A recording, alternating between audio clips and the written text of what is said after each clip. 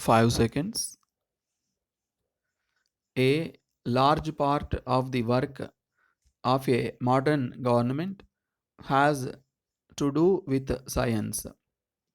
It is only through science that we can transform into reality the hopes we have held out to our people for many more years to come.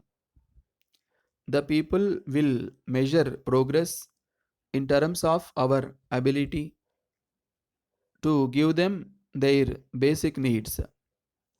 The agricultural scientist has a specially vital contribution to make to our plans of economic development. For years, the government has been persuading farmers to adopt new farming practices. It is only in the last 3 to 4 years that the response of villagers has overtaken the official efforts. The farmers have no doubt of city people and their new ideas.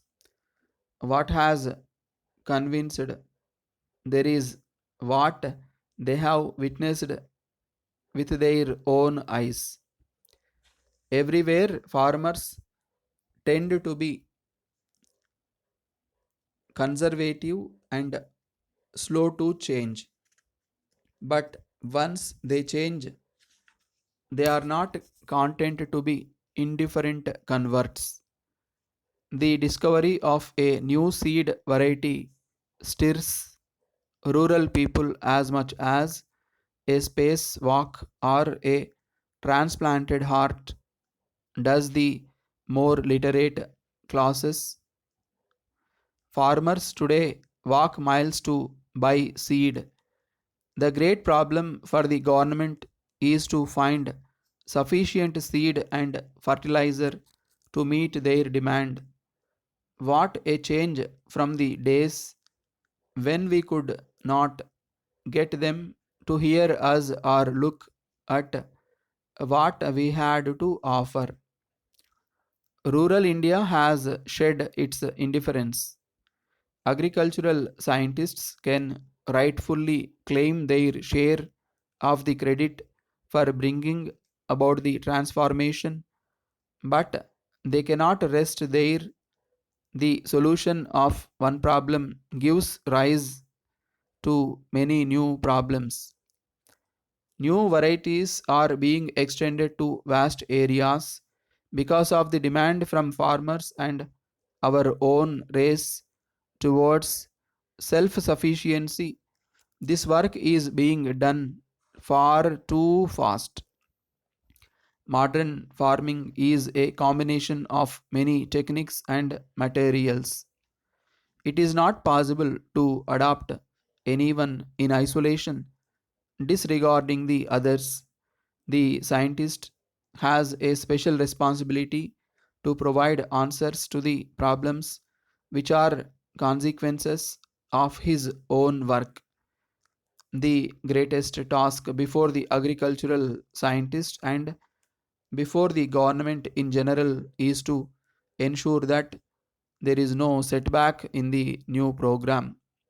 If, for example, widespread plant disease attacks the new varieties, the farmer's hard won trust in modern practices will be shaken and he might return into his shell of traditionalism. The average farmer does not have money to waste, nor can he afford undue risks. He will not experiment on his own unless he is certain that the experiments have succeeded elsewhere. It is because our demonstration programs have been convincing that the cultivators have come forward in such large numbers today to use new varieties of seed and fertilizers. It is not the big farmer alone who has ventured forth. The small farmer's enthusiasm is even greater. To him, even a little improvement goes a long way. In the new agricultural program, he sees the opportunity to fulfill his numerous small needs which have been neglected. It is obvious that farmers will pay heed to the call for national self sufficiency only to the extent that the program makes a difference to their lives. How can we expect them to grow more for the nation if their additional efforts do not bring adequate reward to their own families? We talk of inputs, but in scientific agriculture, the most important input of all is the human input. Modern farming is a far cry from spreading the seed and leaving the rest to the sun, rain, and stars. The farmer has now to intervene constantly with nature, repairing its shortcomings, exploring its advantages, and forcing the pace. This calls for greater knowledge and training on the farmer's part. In truth, the administrative agency has so to derive farm information that even the nominally literate farmer can understand and utilize it. Advance will not endure if it is isolated. Additional effort in any one field must be matched by similar effort in others. Water, seed, fertilizer, pesticide, tools, credit marketing, and education all form parts of the spectrum of change. Agriculture, agricultural scientists, by which I mean not only agricultural engineers but also economists, have much to contribute to this coordinated agenda of progress. Dear sirs, we wish to have your advice regarding a rather delicate matter that has arisen in connection with one of our authors. In this letter, we shall not disclose the name of the writer, which is quite well known to the public, but will do so if you agree to act on our behalf. The position is as follows. Some 10 years ago, we accepted for publication a manuscript submitted by a new writer. The book seemed very promising.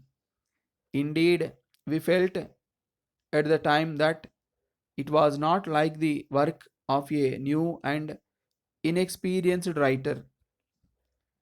The men assured us, however, that he had not written other books and that he had no obligations to any other publisher.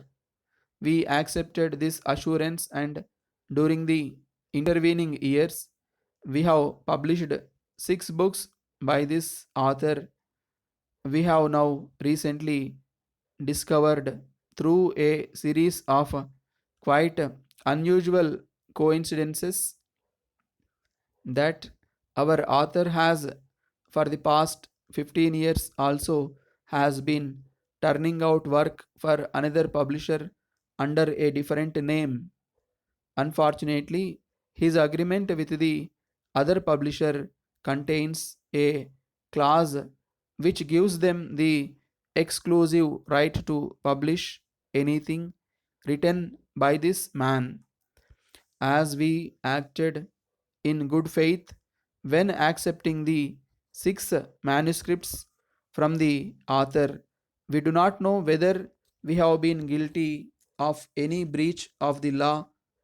So far as we are aware, the other firm of publishers have not yet learned of what has happened, but we think they are bound to do so shortly, and we therefore need your urgent advice. Are we in fact guilty in any way, and ought we to take it upon ourselves to inform the other publishers of the position? Our representatives would like to call upon you to discuss the matter in detail. Very truly yours.